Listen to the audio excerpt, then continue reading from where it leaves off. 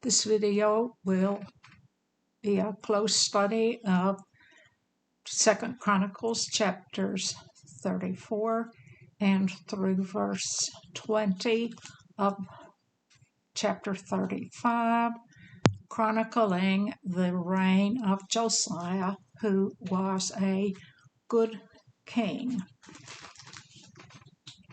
Chapter 34, verse 1, and it reads, Josiah was 8 years old when he began to reign, and he reigned in Jerusalem 31 years. This would have been about 531 BC. And verse 2.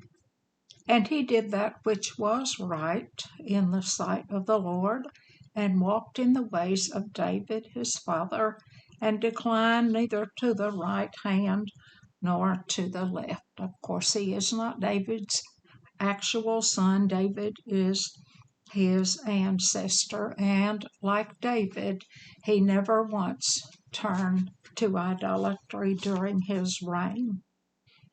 3. For in the 8th year of his reign, while he was yet young, he began to seek after the God of David his father, and in the 12th year he began to purge Judah and Jerusalem from the high places and the groves and the carved images and the molten images. He is only 16 years old at this point, and of course those groves are Asherah in the Hebrew, and he's cleaning out these high places where sometimes God was worshipped, but it was illegal worship. And Jeremiah was a prophet in the 13th year of Josiah. And these images and carvings were male phallic symbols. The worship was so much orgy. Verse 4. And they break down the altars of Balaam in his presence, and the images that were on high places, them he cut down, and the groves and the carved images and the molten images he brake in pieces, and made dust of them, and strewed them upon the graves of them that had sacrificed unto them. These graves, of course, would have been defiled. These persons would have been defiled by those images and these carved molten things ground to powder and put on the graves. And it was prophesied that the bones would burn on idol altars. And of course, Leviticus, the law book, tells us that this idol worship is wrong.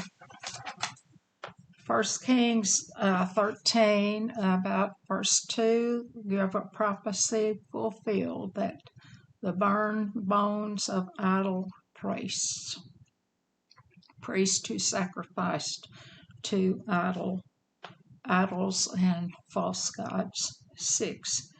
And so did he in the cities of Manasseh and Ephraim and Simeon, even unto Naphtali, and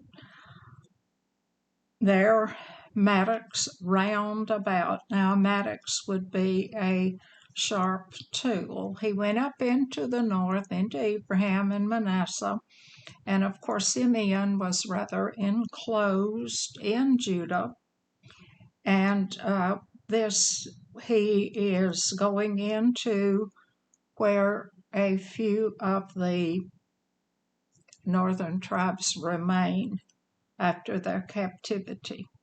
7. And when he had broken down the altars and groves and had beaten the graven images into powder, and cut down the idols throughout all the land of Israel, he returned to Jerusalem. So he went to the north and pitched down the altars there. In 2 Kings 23, we learned that Hinnom is a defiled valley because that is where child sacrifice was carried out.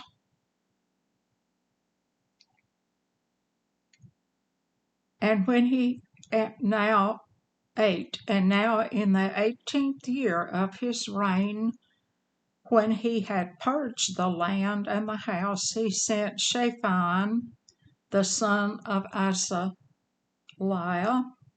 and Manasseh, the governor of not Athaliah, Azaliah, and Manasseh, the governor of the city, and Joah, the son of Joahaz, the recorder, to repair the house of the Lord his God. Now, the temple would have at this time been about 400 years old and would have needed much repair. The King Josiah at this point is 26 years old. And of course, the parts of it that was wood would have aged, and it's been abused and it has been neglected. 9.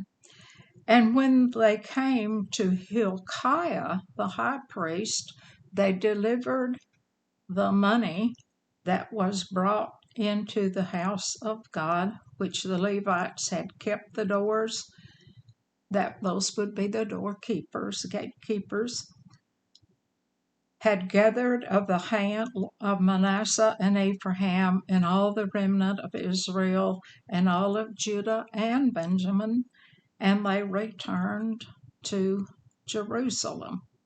So they have gone to the remnant in the north, and they have collected this money from the north. And remember that this Joash had lived in the temple in an earlier time, a king who was hidden in the temple, and he was well hidden because the temple was not in use during that time. Verse 10. And they put it in the hand of the workmen that had the oversight of the house of the Lord. And they gave it to the workmen that wrought in the house of the Lord to repair and mend the house. So this has gone straight to the persons who are in there working to restore and repair the temple. Verse 11. Even to the artificers and builders gave they it to buy hewn stone and timber for the couplings, and to floor the house which the kings of Judah had destroyed. Now, artificers would be artists. They would be working in engraving. They might be working in fabric and carving. The floors had been neglected.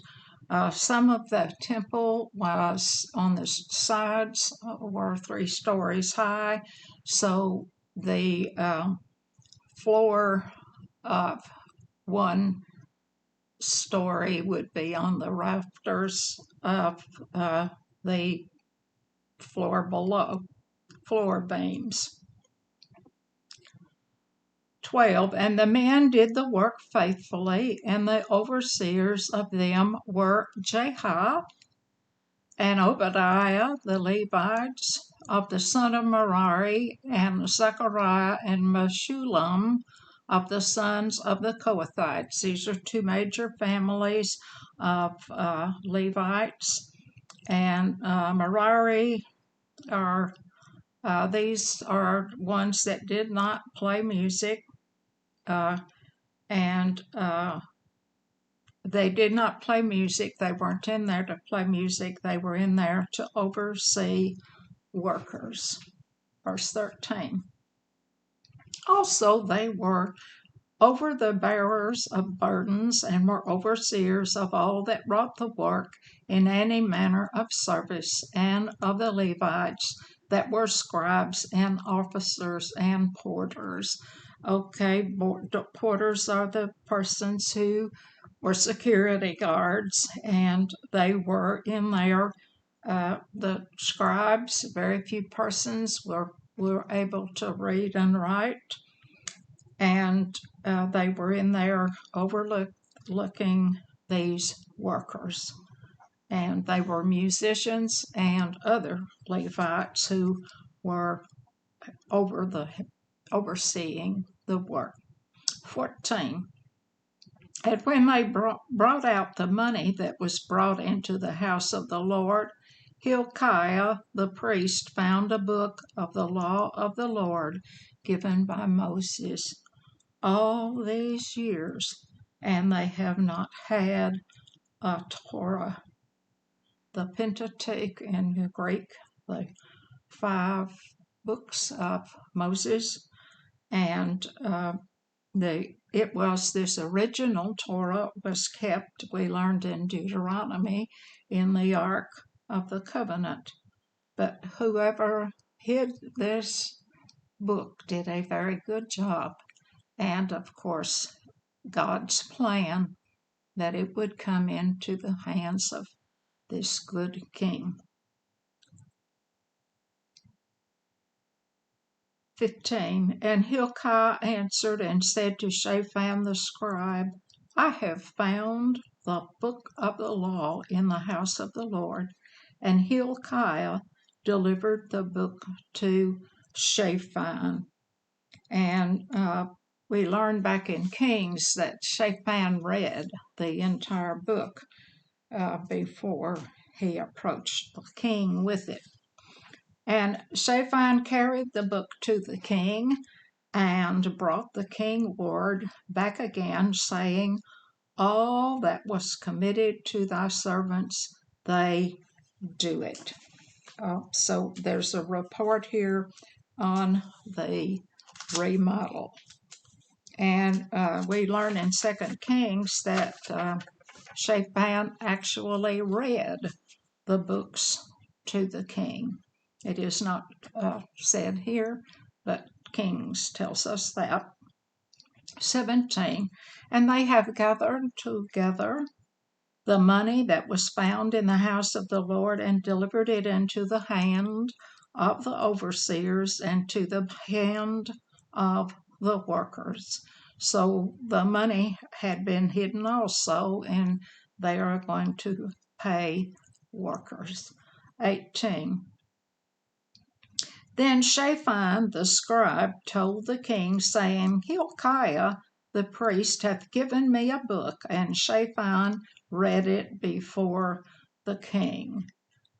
He didn't say here that he read all 5, but in Kings, 2 Kings chapter 22, we learn that he read parts. He read the really important parts of the first 5 books, the Pentateuch, 20.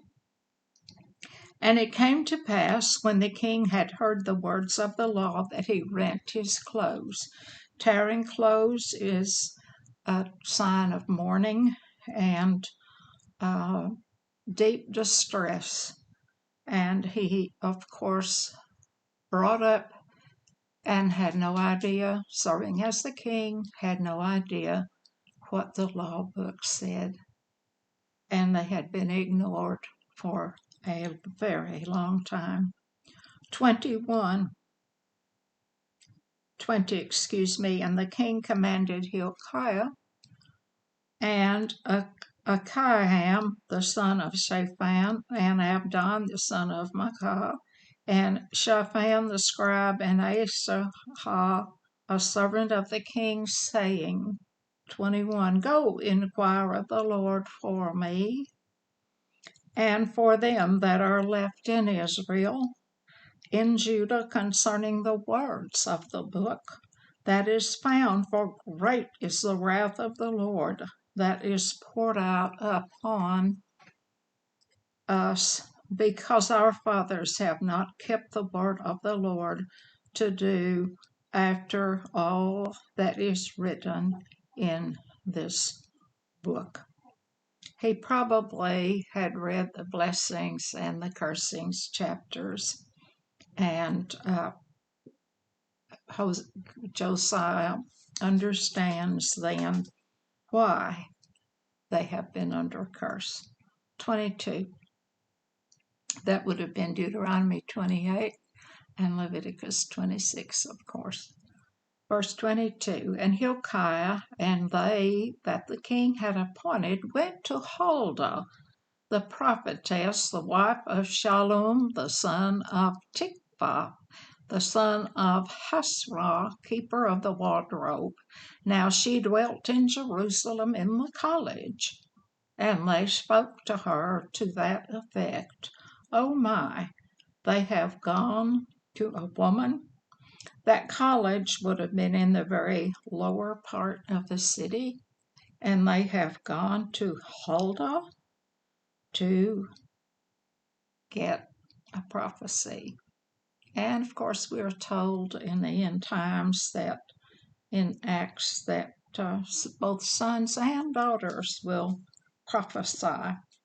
And the keeper of the wardrobe, that would have been her husband, he would have been looking after the garments for the king and possibly the high priest. 23.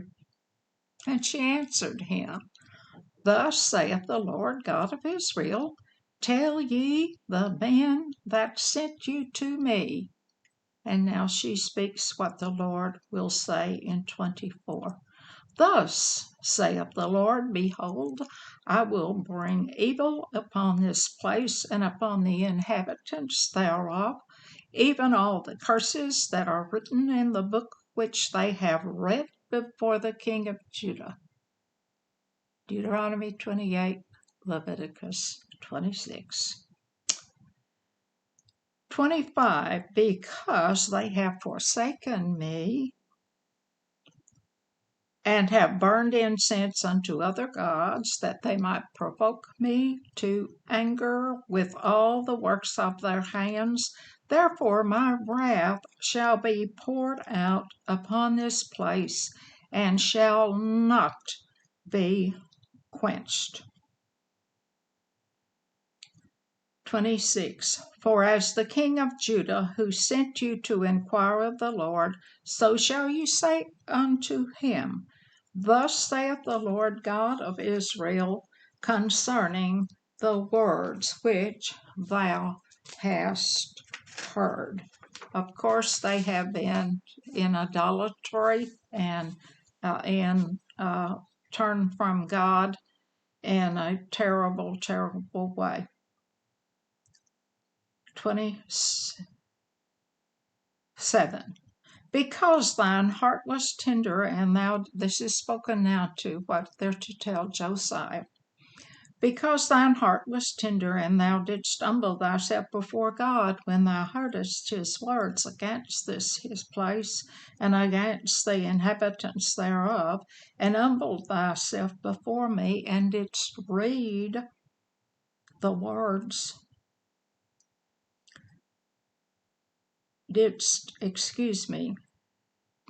thus didst heardest his words against this place, against the inhabitants, and humbled thyself before me, and didst rend thy clothes, and weep before me, I have even heard thee also, saith the Lord. So the Lord has heard Josiah's humble asking for the Lord to be full of blessing for them. Will it happen? 28. Behold, I will gather thee to thy fathers, and thou shalt be gathered to thy grave in peace. Neither shall thine eyes see all the evil that I will bring upon this place and upon the inhabitants of the same. So they brought the king word again. In other words, he will not see the calamity, just as Hezekiah was spared the wrath. He said you will go to your grave in peace, and you will not see. Of course, the Babylonian captivity is close at hand at this point. 29. Then the king sent and gathered together all the elders of Judah and Jerusalem, 30.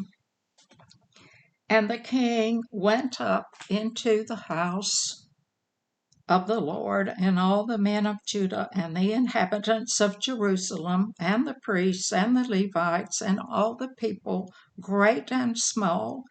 And he read in their ears all the words of the book of the covenant that was found in the house of the Lord. And this is left out in Kings, part of it. So he's gathered the elders and brought them to hear what was said. 31. And the king stood in his place and made a covenant before the Lord to walk after the Lord and to keep his commandments and his testimonies and his statutes with all his heart, with all his soul, to perform the works of the covenant, the words of the covenant which are written in this book.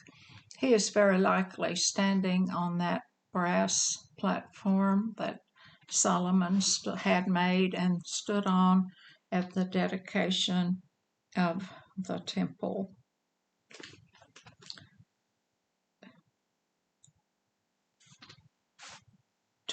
32. And he caused all that were present in Jerusalem and Benjamin to stand to it, to stand up to this covenant, he means. And the inhabitants of Jerusalem did according to the covenant of God, the God of their fathers.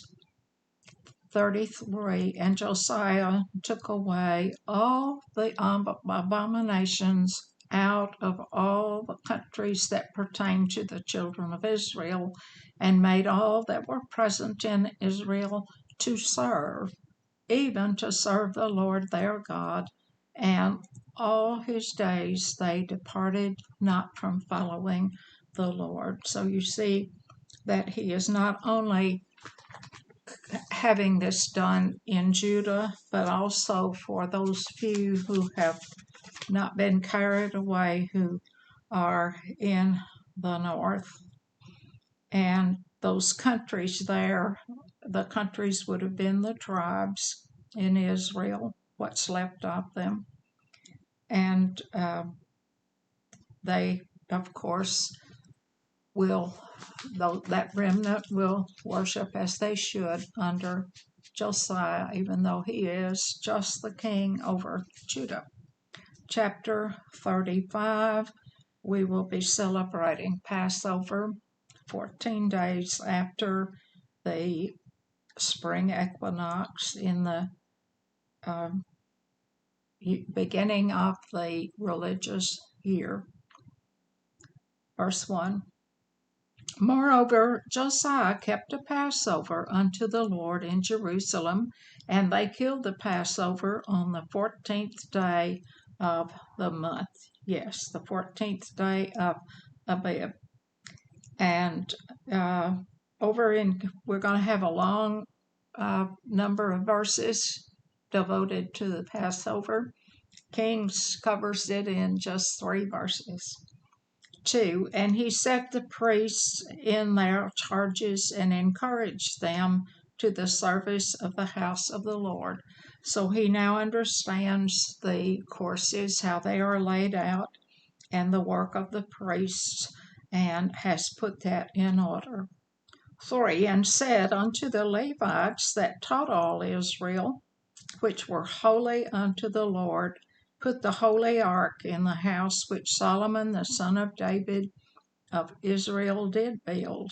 It shall not be a burden upon your shoulders.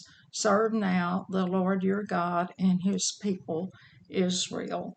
So they're going to put the Ark of the Covenant in the temple, and this is directed to the Kohathites, who were the ones who moved the ark and the furniture while they were moving through the wilderness and breaking camp and setting up camp. It was carried by wooden staves through rings that rested on their shoulders. That was their job. So he says you won't have to bear it anymore. 4. And prepare yourselves by the houses of your fathers after your courses, according to the writing of David, king of Israel, and according to the writing of Solomon, his son. So it was not written on David or Solomon, but the way the temple was to be built was directed by God. He wrote it on David's mind, and that is how the temple came to be built by Solomon.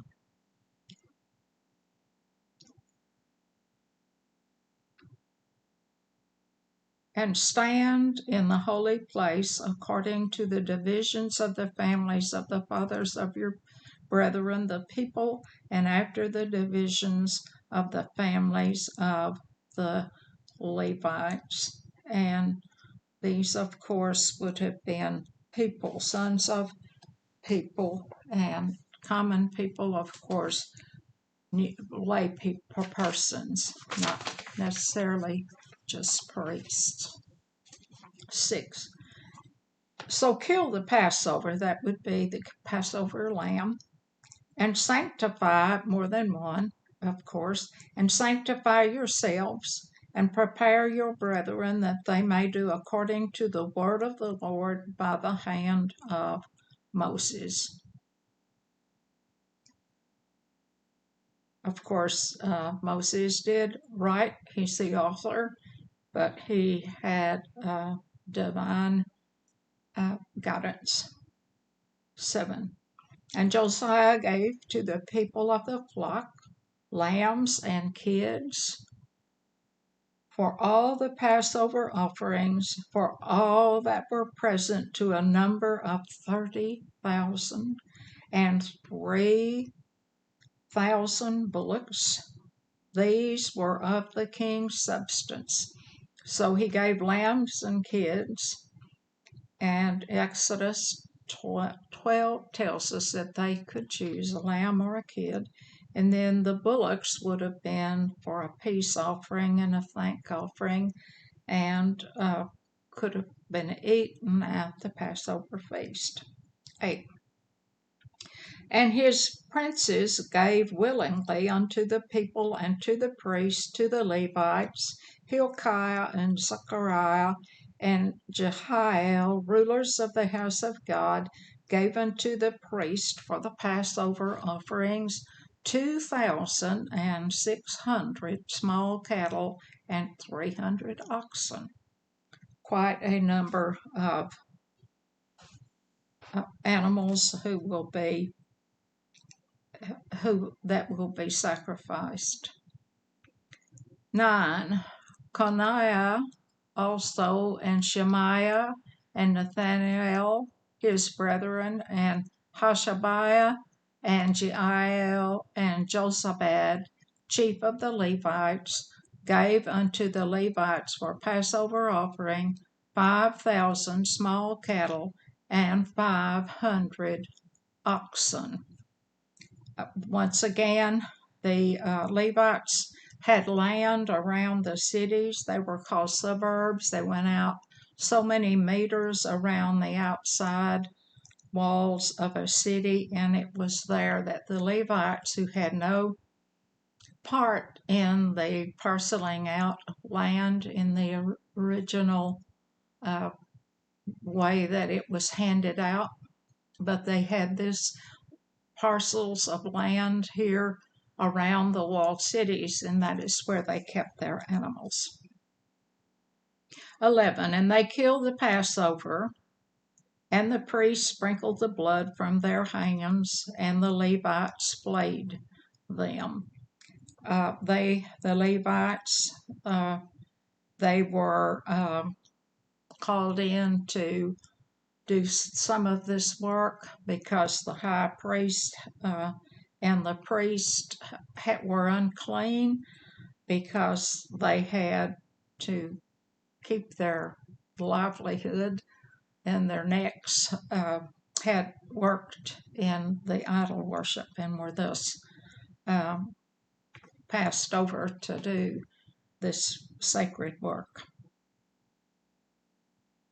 12, and they removed the burnt offerings that they might give according to the divisions of the families of the people to offer unto the Lord, as it is written in the book of Moses, and so they did with the oxen. And this would be in Exodus chapter 18, I think. And they roasted the Passover with fire according to the ordinance, but the other holy offerings sod they in pots and in cauldrons, in pans, and divided them speedily among the people. Those would have been thank offerings, and that word sod means to boil. Explained in Exodus 12, verse 14.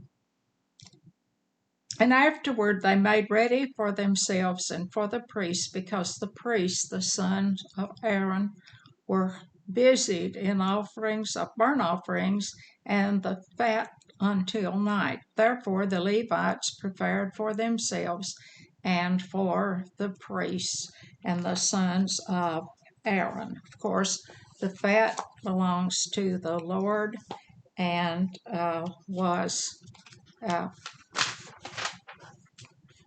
put on the burnt offering altar. 16.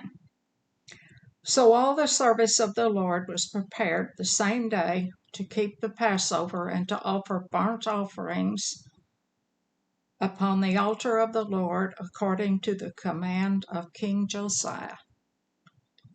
17. And the children of Israel that were present kept the Passover at that time and the feast of unleavened bread 7 days. So they have a 7-day feast. 18.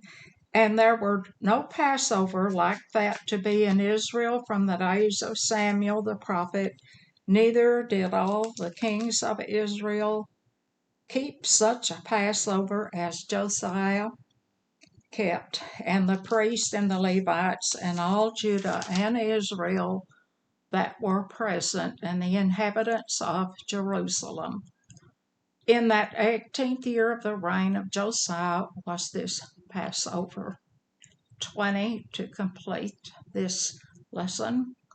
After all this, when Josiah had prepared the temple, Necho, king of Egypt, came up to fight against Carchemish by Euphrates, and Josiah went out against him.